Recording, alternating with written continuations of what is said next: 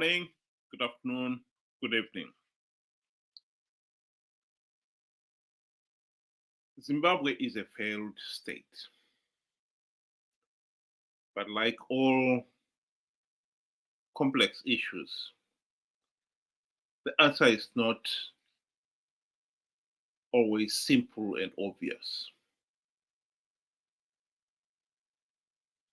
The obvious answer is that we have had the misfortune of having a corrupt, incompetent, and tyrannical Zanu PF party in power since 1980. Zanu PF has denied the people their fundamental right to meaningful say in the governance of the country, creating a de facto one-party state which the people have found near impossible to remove from office. It took years for the penny to drop, nearly 20 years to be precise. By the late 1990s, the people of Zimbabwe came to the realization that as long as Zanu PF has carte blanche powers to rig elections, the nation was stuck with the regime. They'll never get it out of office. And so the nation came to a consensus that they needed to elect an opposition whose number one task would be to implement democratic reforms to stop Zanu PF rigging the elections.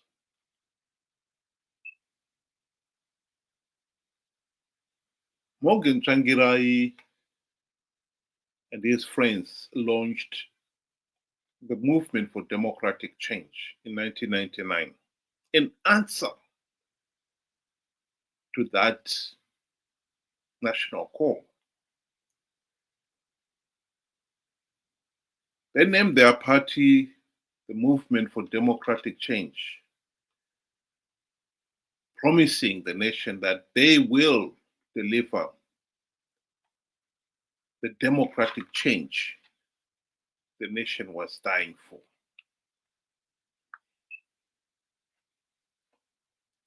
And since the launch of the party in 1999, the people of Zimbabwe have risked the anger of Zanu PF to elect the MDC, CCC politicians with a view that once in office, these guys will implement the democratic changes necessary to stop Zanu PF rigging elections.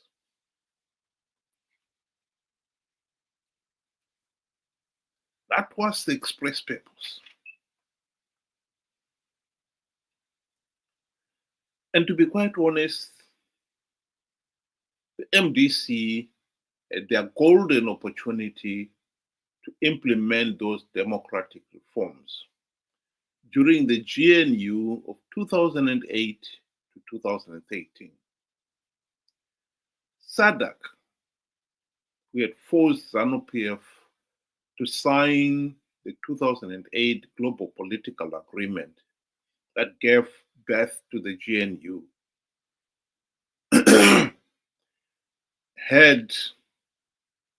were to be the guarantor of that agreement. And they expected MDC leaders to lead in the implementation of those democratic reforms. Alas, not even one reform was implemented during those 5 years of the GNU.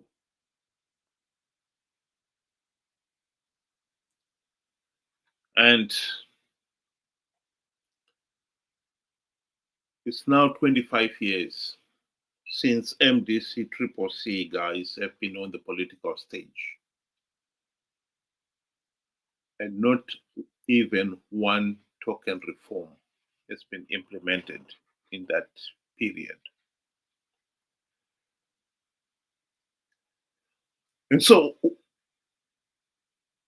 when you hear the opposition leaders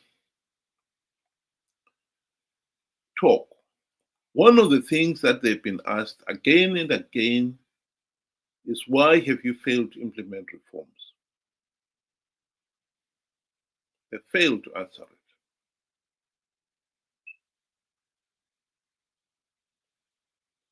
But the truth of the matter is, they had the golden opportunity to do so. Here is Nelson Chamisa, the leader of the CCC, MDC, the one who took over from Morgan Tsvangirai when he died, and then was leading MDC, MDC Alliance, and then MDC CCC, speaking at some recent gathering. Patiri kupa iroro tatoricheta kuvatungamiri nenhungamiri dzose dziri pasi rose muno munyika nekuti tiri vatungamiri kunzvimbo dzakasiyana uye tinoteererwa pane zvatinoita taura. Nyaya yamataura yokuti ngaita sei kugadzira nyaya yenyika. Nyika ndinogara ndichitaura nditi nyika yakafanana nezipi, ine mapoka maviri, mativi maviri.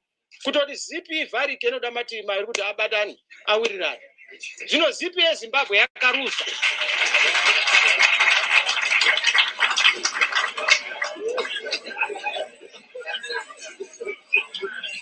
Saka toda kugadzirisa zipi kuti zvakakosha zvenyika zvisanyadzisira kune vanoonawo kune dzimwe nyika. Zvinhu zvedu zvifambe zvakanaka. Well, that's well said. If you truly understand what the country's problems are, you have been in power on the political stage as opposition for the last 25 years. And you have clearly failed to come up with even one safety pin, quick fix of that zip in 25 years.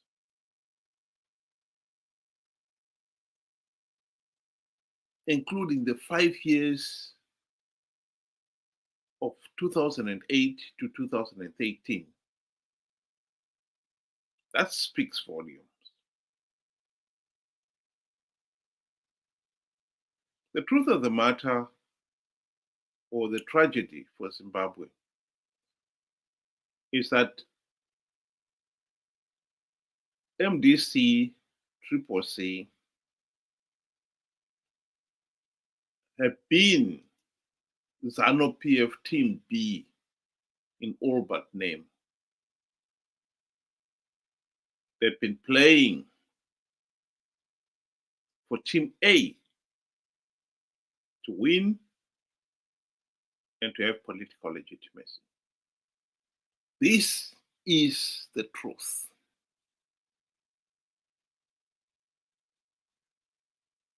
Here is the evidence for it. To start with, let's go back to the GNU. Why is it that in 5 years, MDC leaders failed to implement even one token reform? Not even one token reform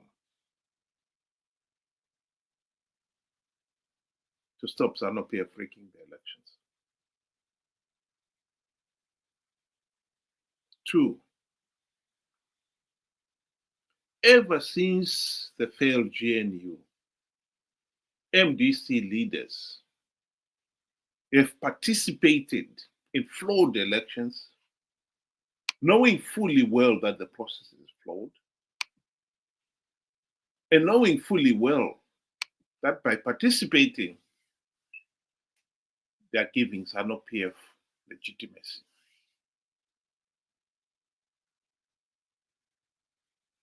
What I'm showing you at the bottom of the screen there is a quotation from David Coulthard,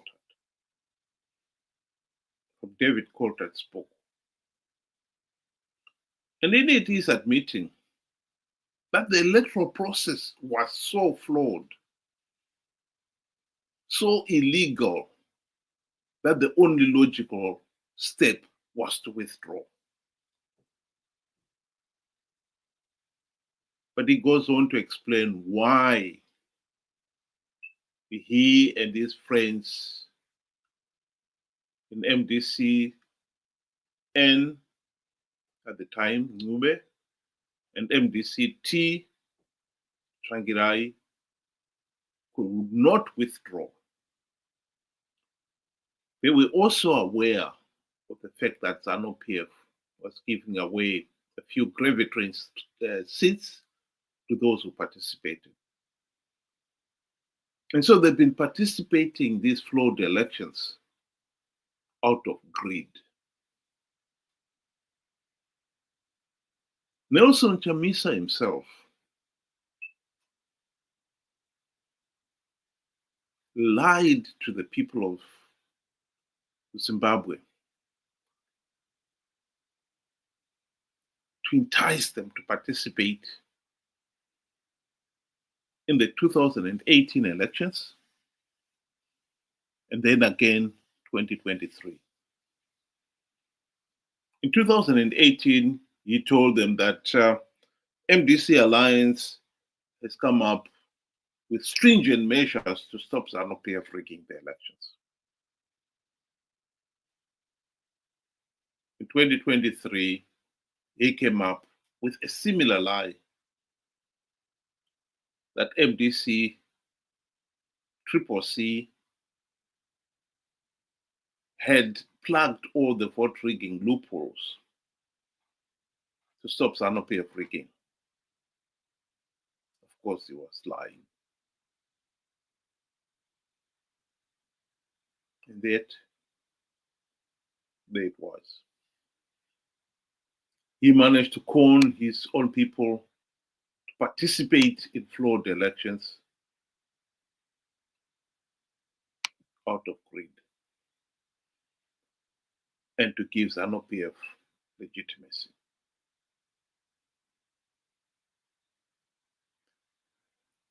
The third point is that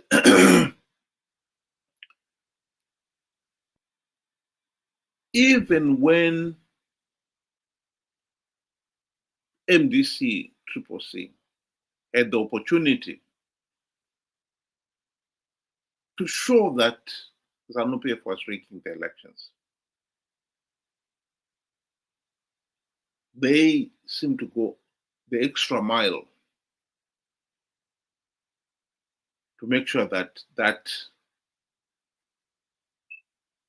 to protect Zanu PF. In 2018, this is the only time that MDC CCC have challenged the electoral results.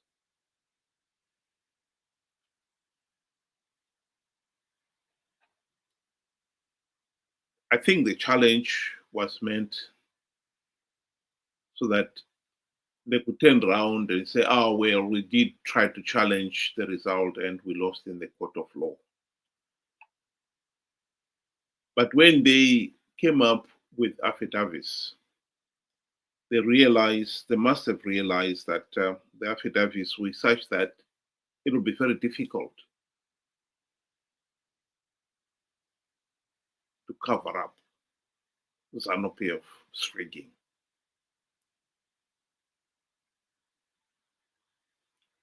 And so it fell on Chamisa and company to cover up on behalf of Zanu PF.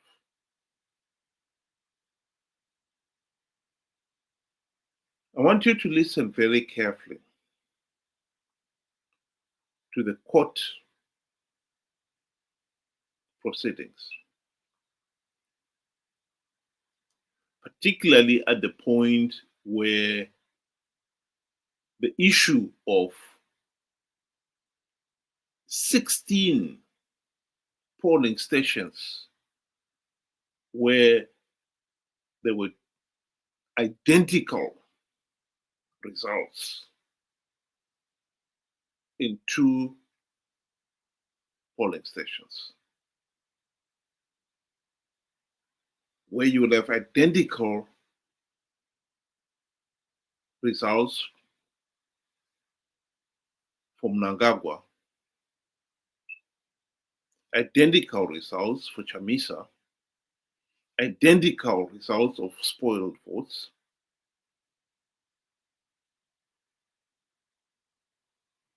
and then you go to another set of stations, polling stations, and you find the same thing. And in the end, you end up with 16 such cases.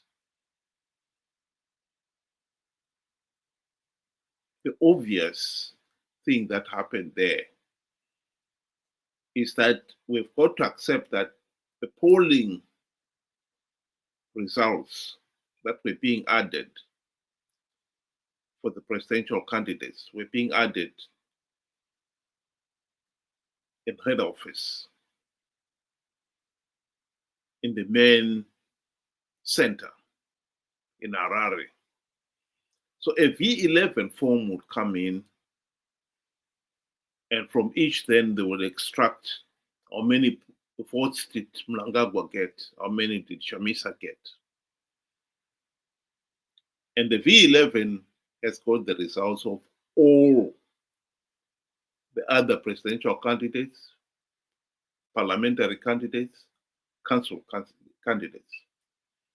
So if one was to look into it even deeper, they would have found that there were identical results on polling station A for all the candidates, and then for polling station B, we'll have identical results for all the candidates, presidential candidates, parliamentary candidates, local council candidates, because that's what the V11 does. And one common denominator with these V11s is that Mnangagwa was doing very well, thank you.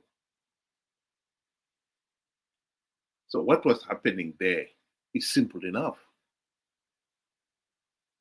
Those V11 in which Mnangagwa was leading very comfortably, their results were entered not once, but twice.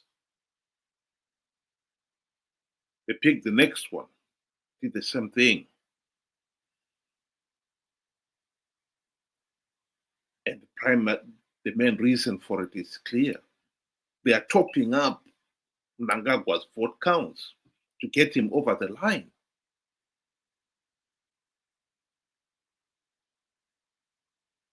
The obvious way to confirm this was happening is that it should be remembered here that all the polling stations, after they've done their vote counts, they are instructed by law to keep all the material relating to that electoral process, put it back in a ballot box, and it must be sealed and witnessed by all the participating officials.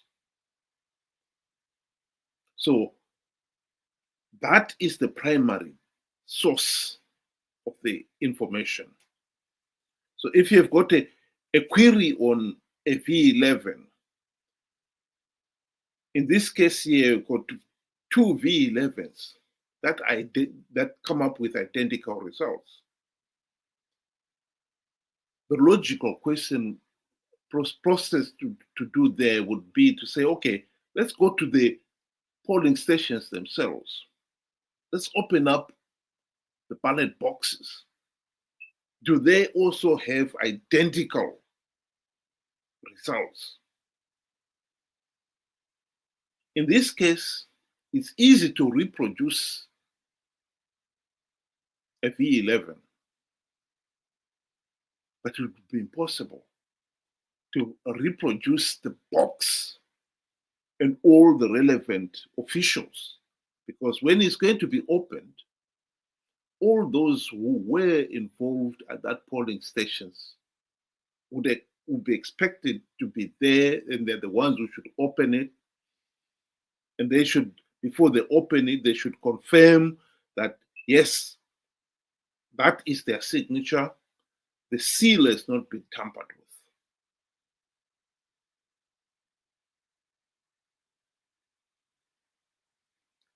And in this case here, that would be the conclusive evidence. There is no way they were going to reproduce. In this case here, if we assume there were 16 polling stations where there were these duplicate entries.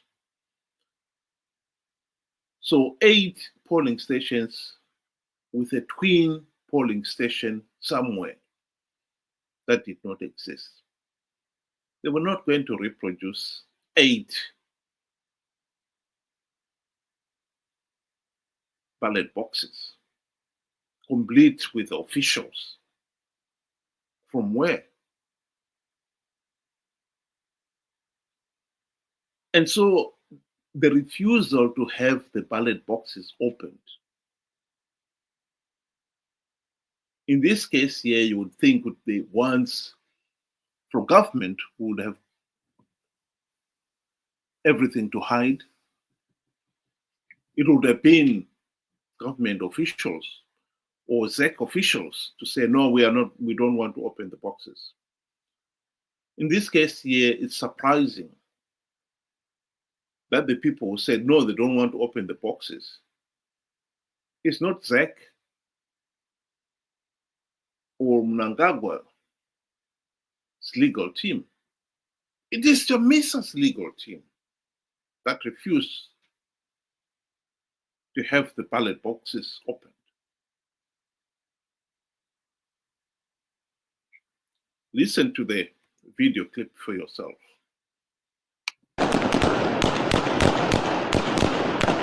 Zimbabwe, they've now held their recent elections, which went well.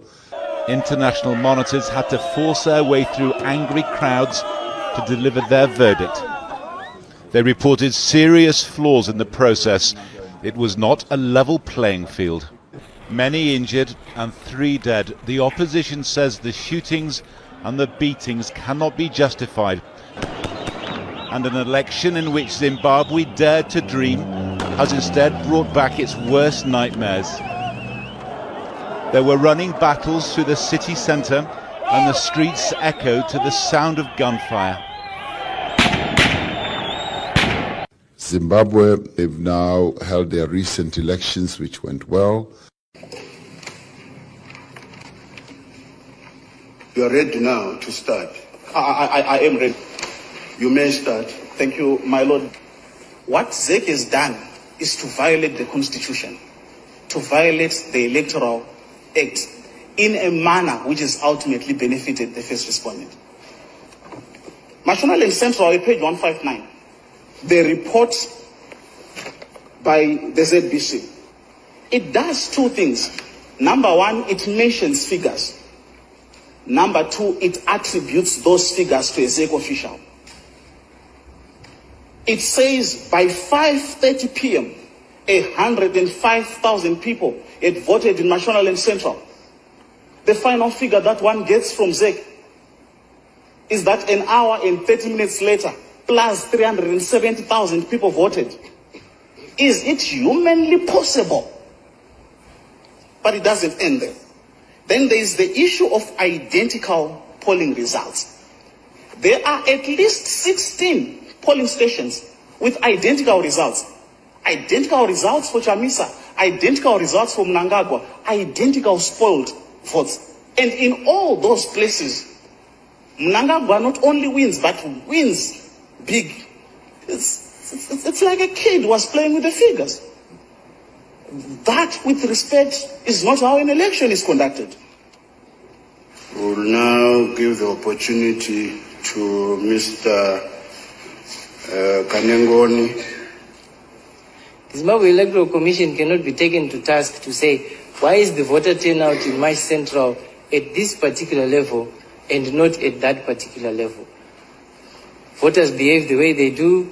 No one knows why. Maybe behavioral scientists may be able to answer the question if they study it. Mr. Kanengoni, there's the averment that several polling stations showed identical results. And the simple point we make is that there's no need to be theoretical about it. We have the returns. This is something that happened. We show you the returns. And we've put the returns for 2 of those polling stations here to illustrate the point. You say it happened? Yes. But in his presentation, Pofu says it's actually 16 polling stations where the identical results. You heard it? Yes, we did. Even in the affidavit, they put a bit more of the polling stations there. But we chose this to illustrate to the court. But for the rest, it did happen. It did actually occur. We'll now go back to the applicant. Why go for speculative conclusions of manipulation? The point that I wish to make is that this is evidence of manipulation by ZEC after the process. Now, if you go to what they call the primary data, you're going to see manipulated data. So the applicant cannot ask a court to open residue which has already been manipulated. If you go to the residue, you will drink from a poisoned well.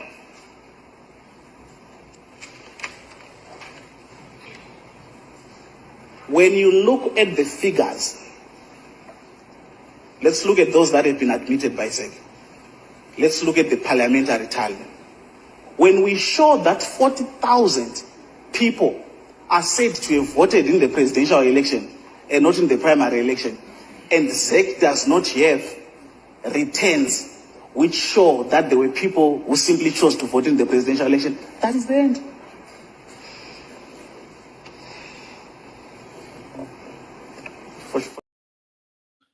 No need to go any further than that. But the point is, the people or the side that refused to have the ballot boxes opened is not ZEC, it is not the court itself, but Chamisa and his team. One can only wonder why he was so keen that we don't want to open the boxes. If these were double entries, there is no way that ZEC would have produced double ballot boxes, particularly when those boxes must be opened by the relevant officials, the people who were the officials at that polling station. If this was a double entry, and it clearly shows that these were double entries,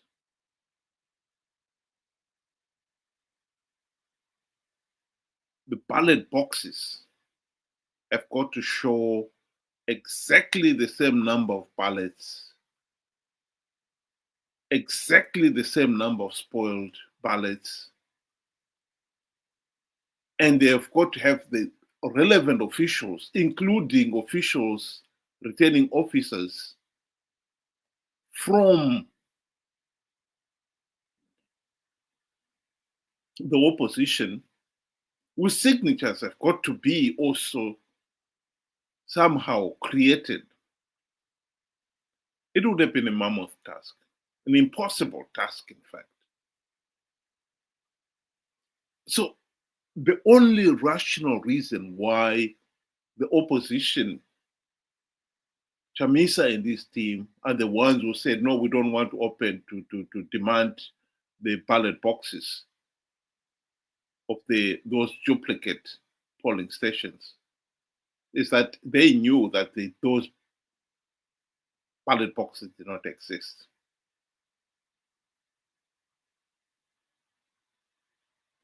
The reality is, this was to happen again in 2023.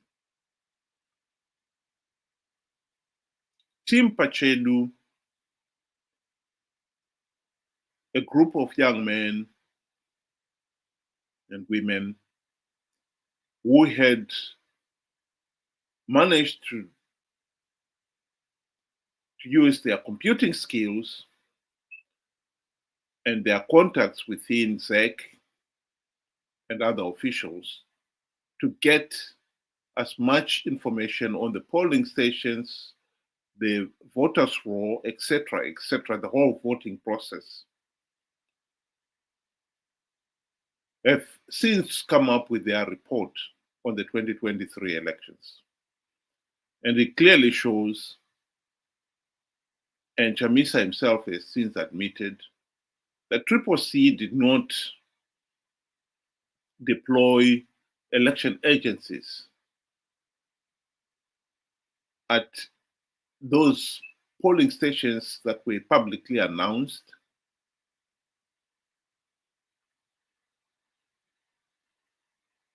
and there were an additional 1,000 or so polling stations which were never publicly announced. But Team Pachelu were able to get information on those polling stations. And of those 1,000, there were no voters' roll.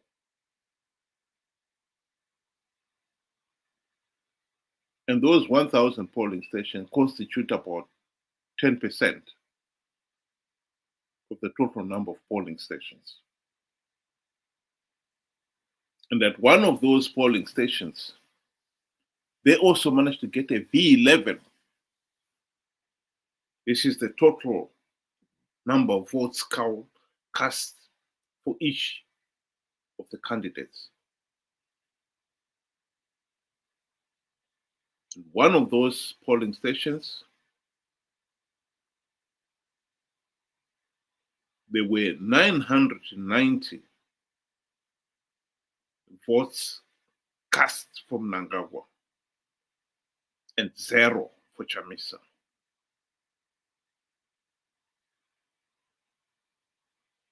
The curious thing is, of all the polling stations that they had a voters roll for, there were 500 or so registered voters at each polling station. And at this ghost polling station, there were nearly twice as many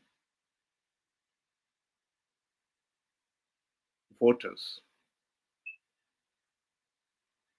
not only registered, we don't know how many were registered since we don't have a voters roll for it,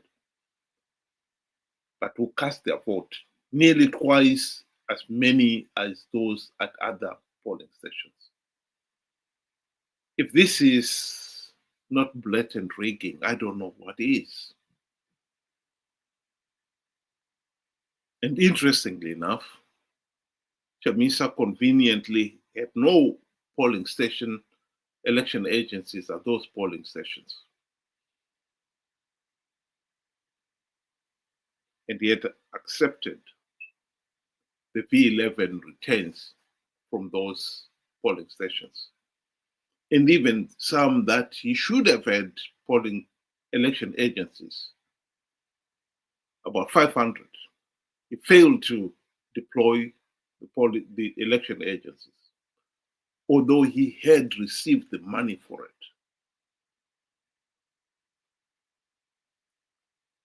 There is no doubt, in my view, that as much as Chamisa would now want us to believe that we've got a political problem of the two halves of the zip that are not mashing, the truth of the matter is he has connived with Zanu PF to convince the people of Zimbabwe that on the one hand, that is fixing the zip, when in reality is doing nothing.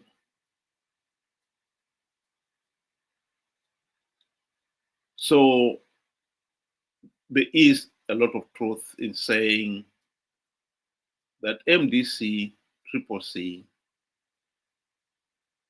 as Zanu PF,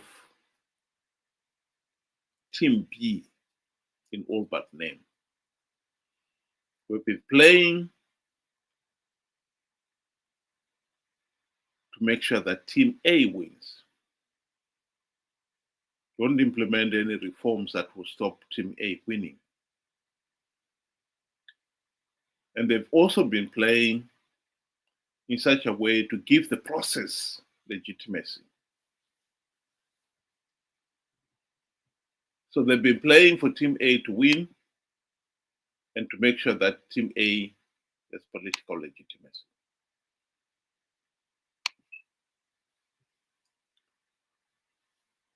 So even in 2023, when SADC and the AU election observers condemned the electoral process as flawed, Chamisa's colleagues took up their arbitrary seats, and thus giving the process legitimacy.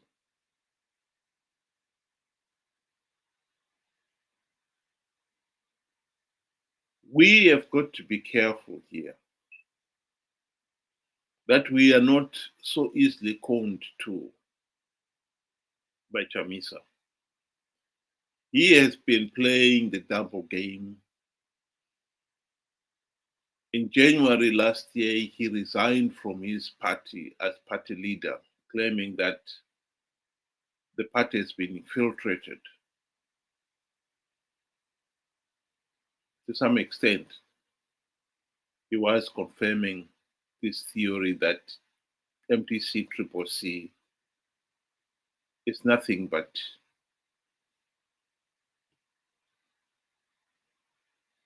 Zanu PF Team B, playing so that Team A wins and Team A has legitimacy.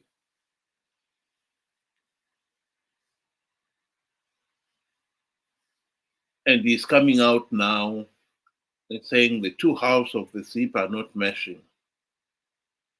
And yet in 25 years, he's done nothing to fix it. And to be quite honest, he has no intention of fixing it. In 2028, Chamisa will be participating in those flawed elections without even one token reform implemented. And he will be telling his followers that he is going to win big to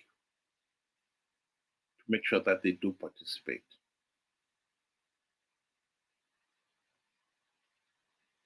And no doubt, the day after the elections, he will make the usual claim that the elections were rigged.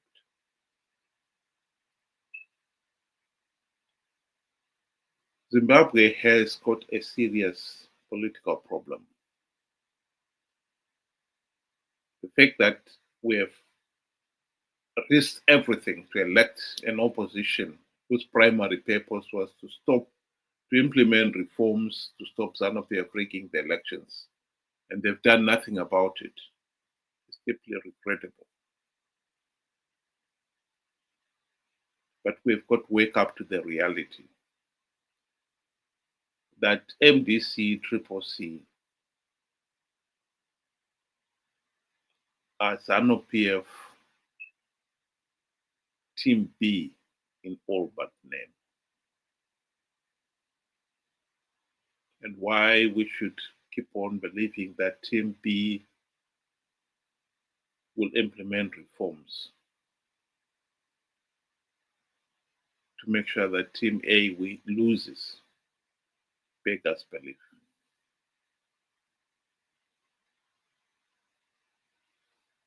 Chamisa and company have taken advantage of the fact that in Zimbabwe, the political system does not allow vigorous debate and to make sure that the electorate are educated, knowledgeable, and are able to distinguish between a blatant lie, and so they're easily conned. He's taking advantage of that. And so is Zanu PF. And this is the reason why we are in this mess.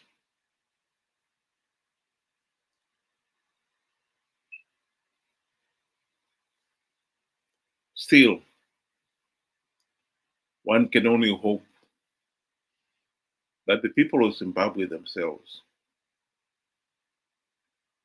in this difficult political atmosphere, they will take time off and learn and realize them for themselves that they are being shortchanged.